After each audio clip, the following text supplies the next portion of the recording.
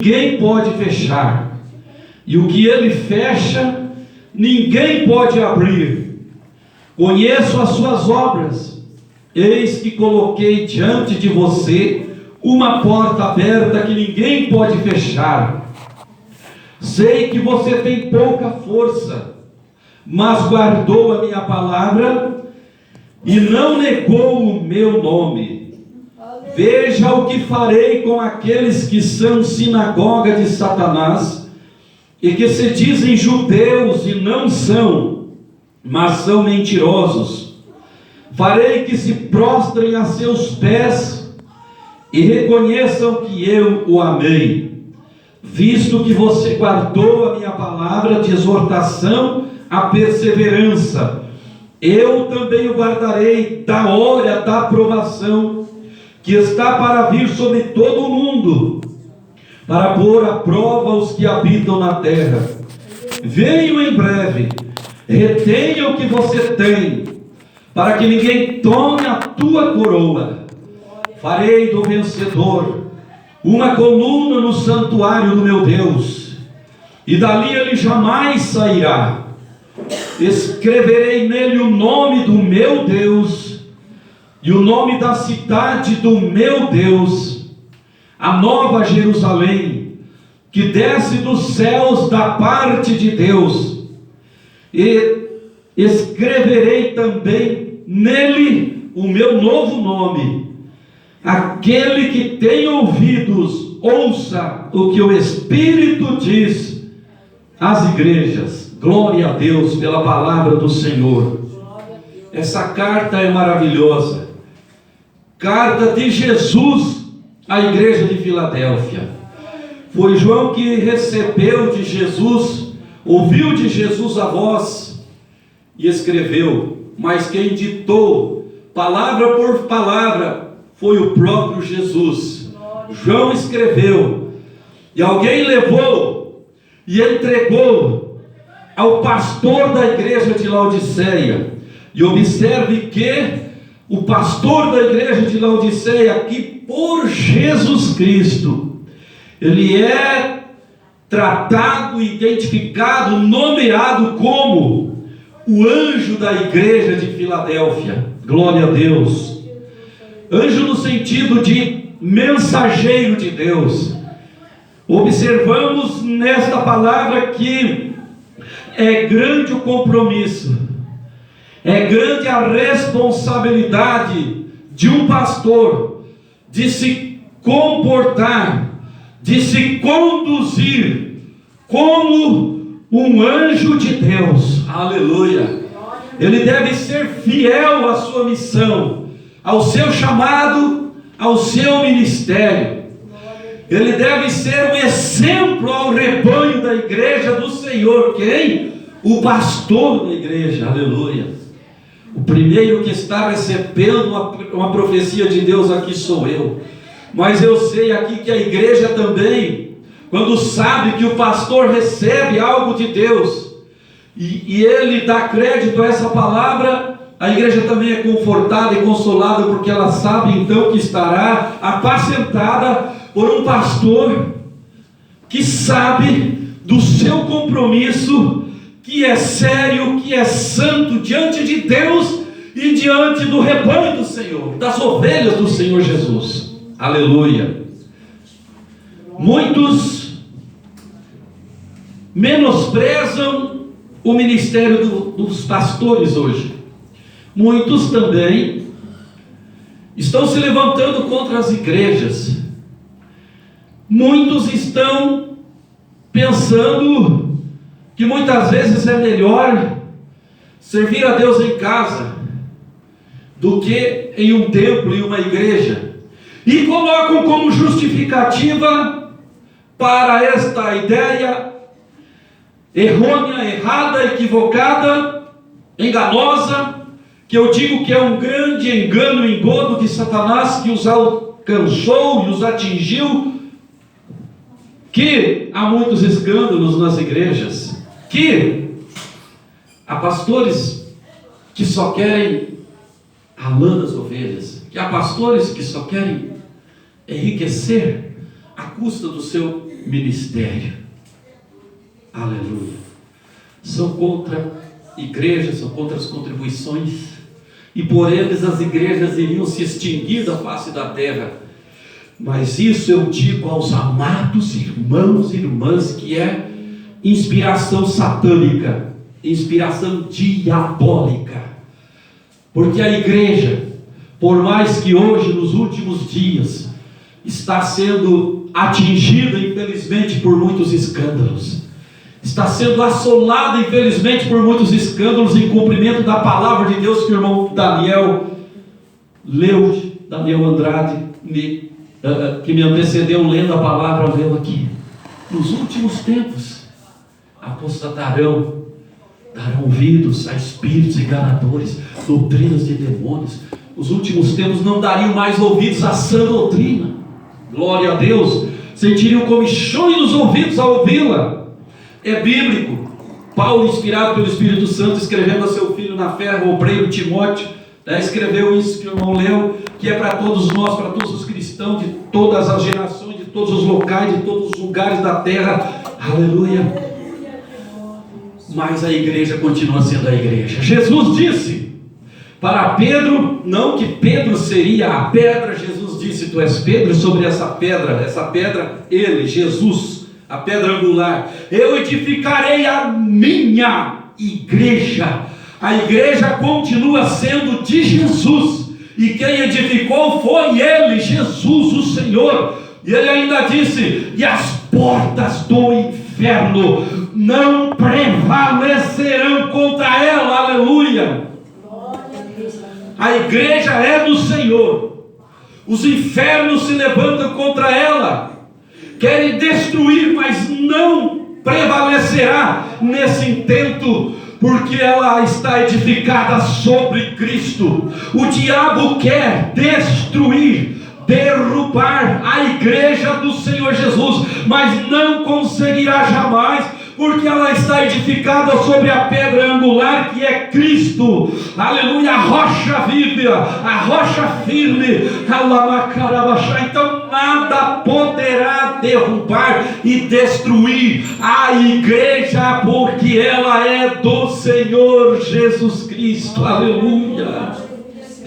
Oh, glória a Deus. Primeiro Jesus diz ao anjo da igreja em Filadélfia. Ele se refere ao anjo e depois à igreja. Veja que o Espírito Santo me levou a falar sobre o anjo da igreja, o pastor da igreja, e agora a igreja. Porque quando o anjo da igreja se coloca diante de Deus, entendendo sua responsabilidade, seu compromisso, a igreja estará segura, porque ele receberá de Deus e transmitirá para a igreja. Ele aprenderá com Deus como deverá conduzir a igreja. Aleluia. E a igreja estará tranquila, segura. As portas do inferno se levantam, mas não prevalecerão. Aleluia. Semana passada, quando inauguramos o primeiro culto aqui, foi uma alegria, uma maravilha. E depois que eu fui em casa, eu tive um sonho muito bom e outro bastante preocupante. O sonho muito bom é que eu conversava com um colega, um pastor, muito abençoado, homem de Deus, muito querido, homem que eu amo e admiro muito, um dos pastores lá. E Deus nos fazia entrar dentro dessa igreja aqui, aleluia, junto com ele. Ele dizia: irmão, você viu esse trabalho simples que você abriu mais uma vez, e tantos outros simples você tem aberto? Começa assim, simples, sempre os trabalhos.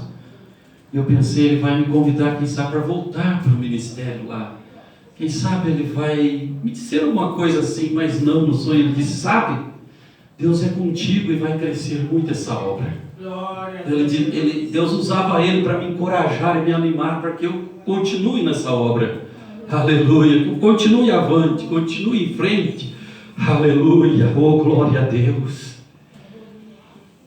Foi muito lindo esse sonho, me alegrei. Depois eu tive um outro sonho que me preocupou, né? que me preocupou foi porque eu sonhava que um casal que aparentemente não é nenhum dos que eu conheço aqui, que sabe alguém que esteja para chegar, casal novo, bem jovem, né? Me apresentava uma criança que tinha nascido e tinha passado já um certo tempo, e eles me mostravam aquela criança estava com uma deficiência, igual a que o meu filho que Jesus recolheu já tinha. E eu pedi, me dá essa criança aqui no meu colo. Passaram, coloquei no meu colo, coloquei o rostinho aqui, como eu fazia com o meu filho, abracei e chorei tanto. O choro que saía da minha alma. E eu pedia para Jesus curar aquela criança. Era um casalzinho novo na idade e na fé também. Eu dizia, Jesus, esse casal não vai ter estrutura, quem sabe, Jesus, para suportar, para amar essa criança. Como eu e minha esposa e meu filho mais velhos amamos o filho que tínhamos até Jesus levar, e não imaginei que eu ia sentir tanta saudade dele depois que Jesus levasse. Aleluia! Eu não imaginava que eu ia sentir tanta falta. Mas só o que me consola é saber que ele está muito bem lá no céu. Ele caminha, ele fala, ele canta, ele louva a Deus. Lá no céu ele está muito melhor do que eu, e nisso eu me consolo e até me alegro, uma alegria espiritual, uma alegria que vem do céu. E outra alegria é que eu vou encontrar Jesus e lá eu verei ele perfeito louvando a Deus. Aleluia! Isso é o que me alegra. Mas depois eu fiquei pensando que o que me levou a ficar preocupado é o amor que a gente tem pelas pessoas. Jesus, essa criança, cura ele.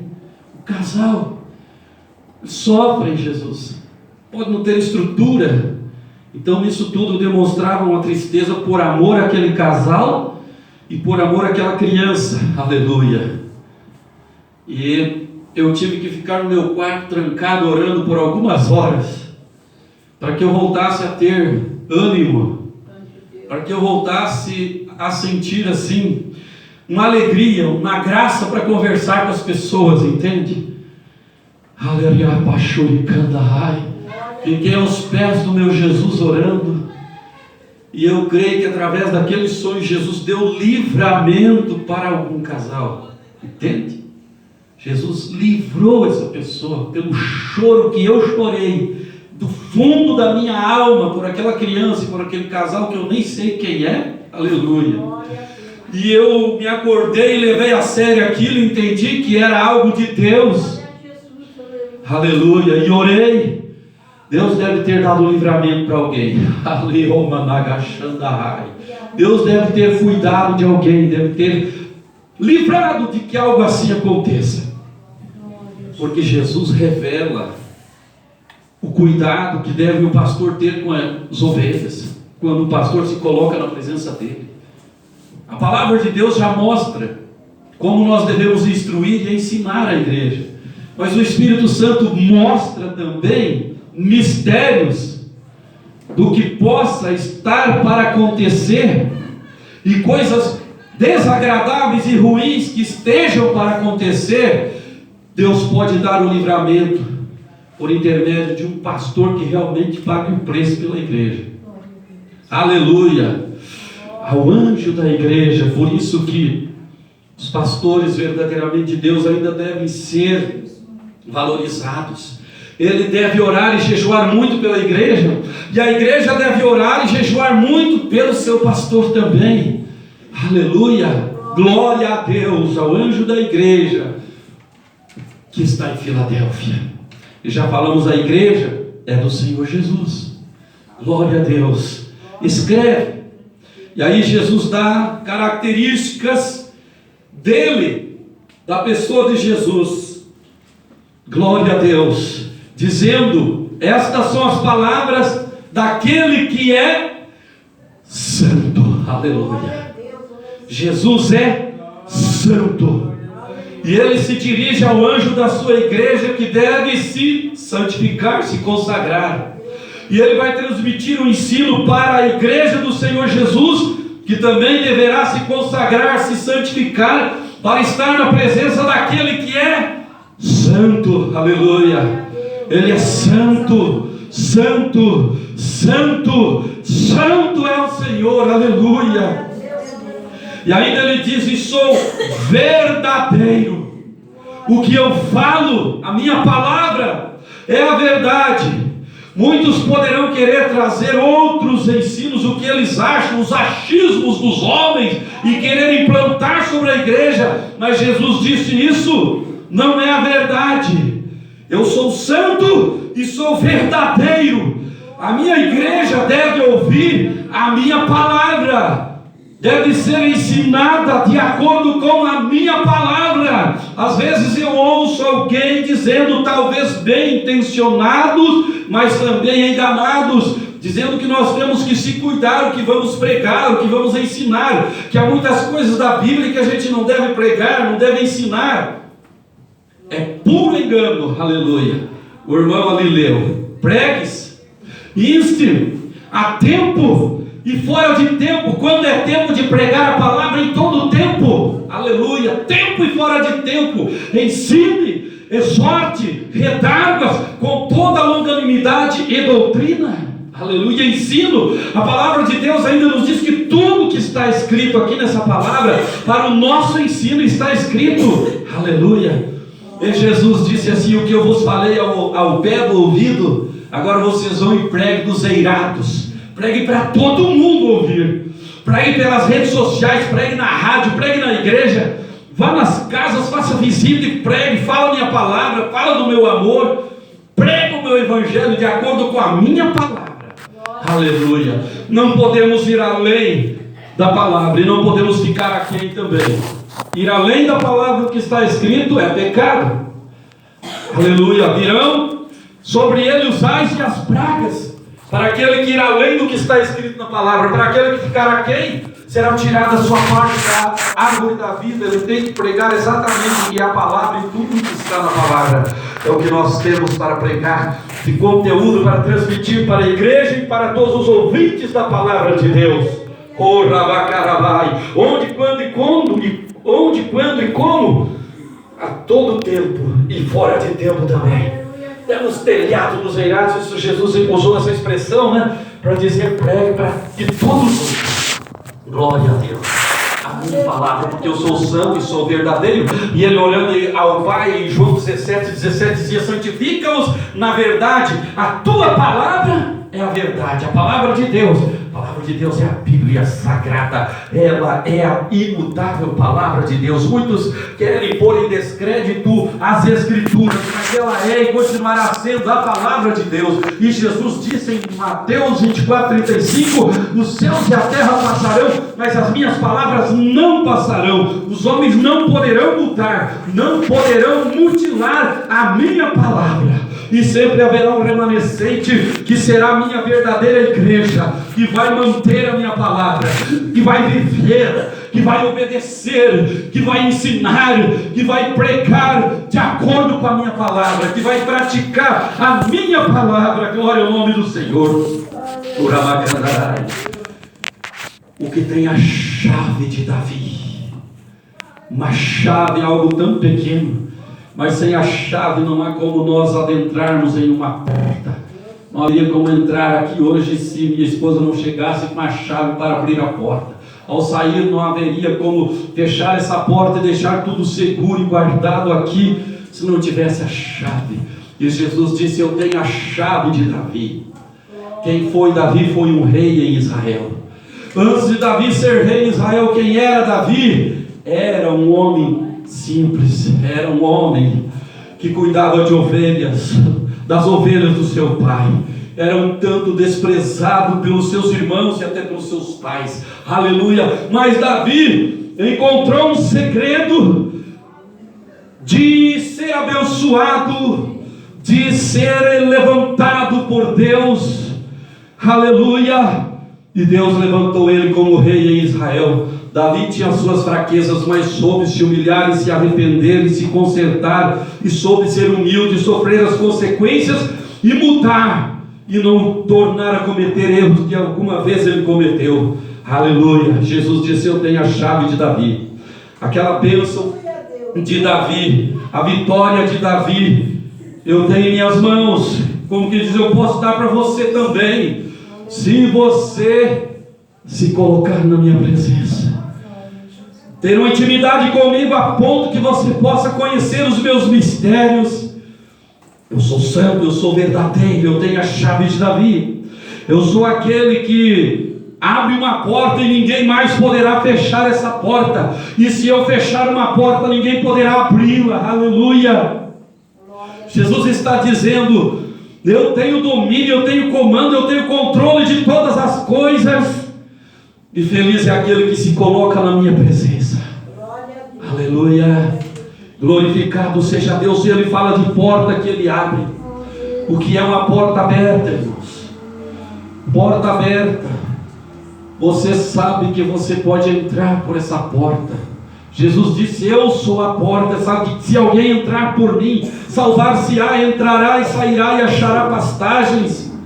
Ele é a porta de entrada para a vida eterna, para as bênçãos, para a vitória. E Ele também é a porta de saída, de escape da perdição, da condenação, aleluia, das coisas ruins que o inimigo quer fazer acontecer contra as nossas vidas. E se Ele abre uma porta, ninguém vai fechar. Se Ele fecha, ninguém poderá abrir.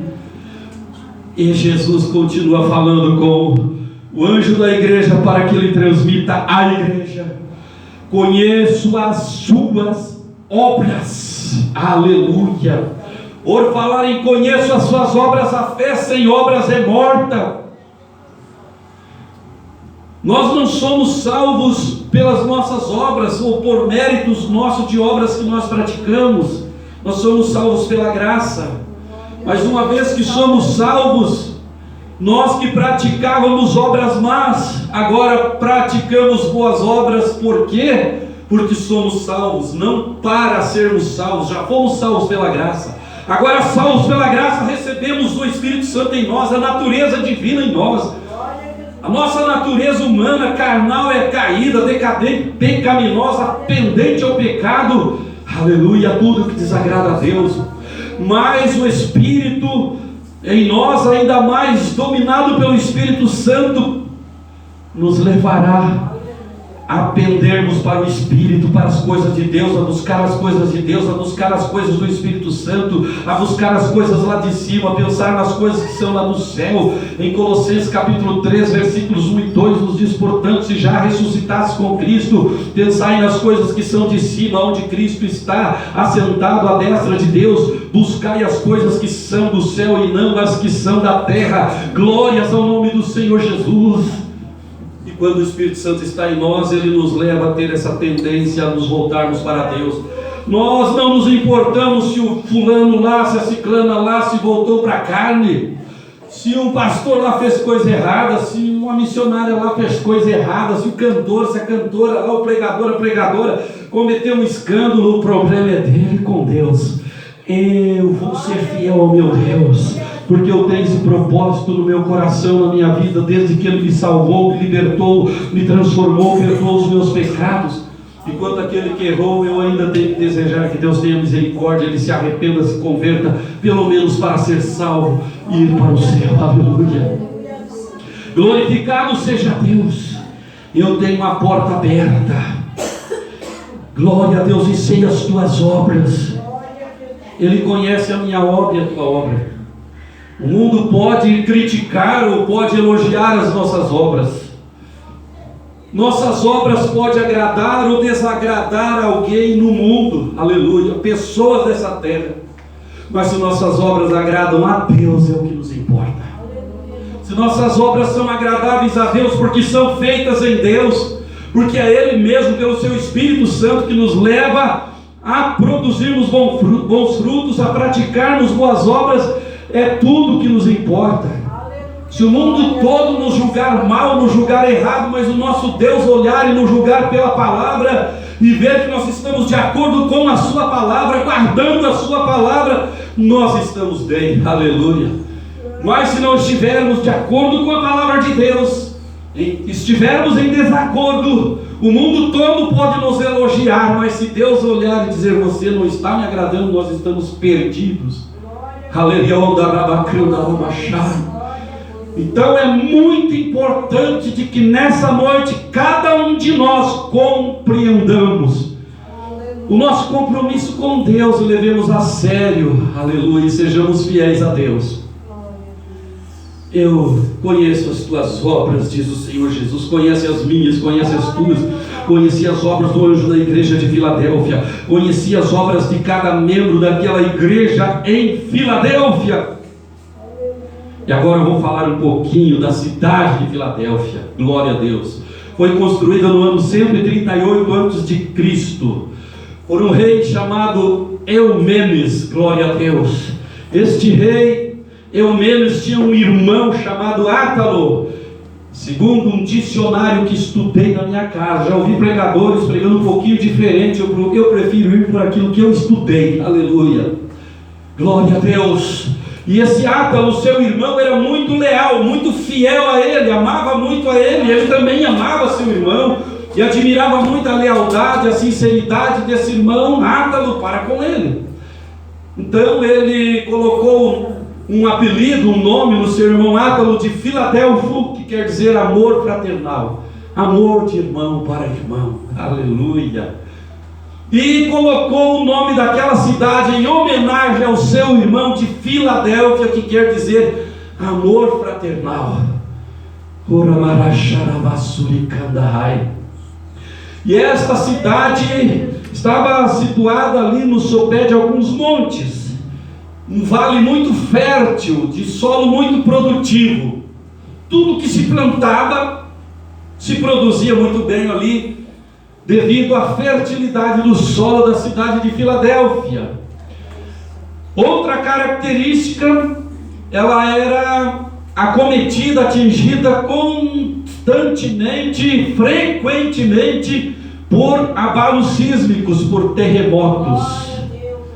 E no ano 17 depois de Cristo, ela foi totalmente destruída por um terremoto. Mas então o rei veio e reconstruiu essa cidade. E essa cidade então foi chamada de Neo-Cesaré, em homenagem àquele César, aquele rei que mandou reconstruí-la. Foi mudada de nome. Tempos depois, ela teve outro terremoto, foi destruída. Um outro imperador chamado Flávio reconstruiu a cidade. Então a cidade teve outra vez seu nome mudado para Flávia, em homenagem a Flávio, o novo imperador que mandou reconstruí-la outra vez. Glória a Deus. Por algumas vezes teve seu nome trocado. Glória seja dada ao nome do Senhor Jesus. Era essa cidade de Filadélfia onde estava essa igreja fiel a Jesus, que Jesus mesmo podia dar testemunho dela. E uma vez que Jesus dá testemunho de uma igreja, de um pastor, de uma pessoa, de um crente, não adianta ninguém mais falar outras coisas contra esse homem, contra essa mulher, contra esse homem de Deus, essa mulher de Deus, esse pastor, essa igreja. Se falam mal dessa igreja, mas Jesus fala bem, fica tranquilo, fica seguro. Se criticam, mas Jesus elogia, fica tranquilo, fica seguro.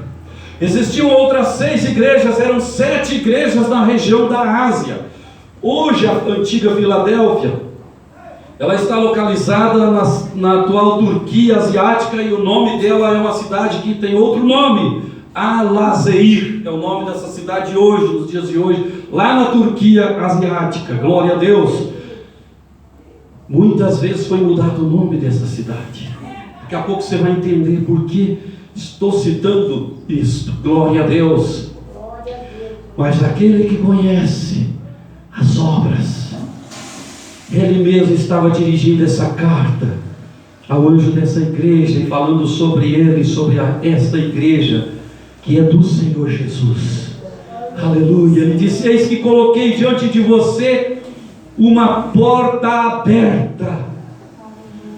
O que quer dizer uma porta aberta? Fala de oportunidade. Glória a Deus.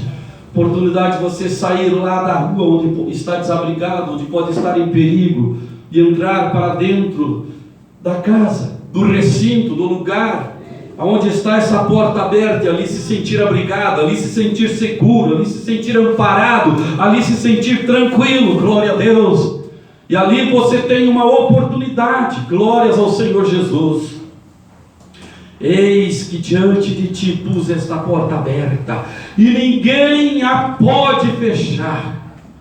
Oh, Arabacarabachai, aquele que tem a chave, aquele que disse eu sou a porta, ele também diz, eis que diante de ti coloquei uma porta, e essa porta está aberta. Glória a Deus, ninguém pode fechá-la. E sei que você, Jesus dizia para essa igreja, sei que você tem pouca força, você não é forte, e eu não busco de você que você seja forte. A igreja de Filadélfia recebeu essa observação de Jesus. Eu sei que você tem pouca força, sabe por quê? Porque ela não era uma igreja que tinha muitos membros, ela tinha pouquinhos membros, aleluia. Ela não era uma igreja cujos membros eram muito ricos, abastados financeiramente, aleluia. Ela era uma igreja que muitos olhavam e diziam, Filadélfia é uma igreja fraca, Filadélfia é uma igreja pequena. E Jesus olhava e dizia, eu sei que vocês são fracos, eu sei que vocês têm pouca força, mas uma coisa a mais eu sei, que eles não sabem. Uma coisa a mais eu vejo em vocês, que eles se veem, não querem admitir, que isso é o mais importante. Que o que vocês têm, eu não vejo neles, eles não têm.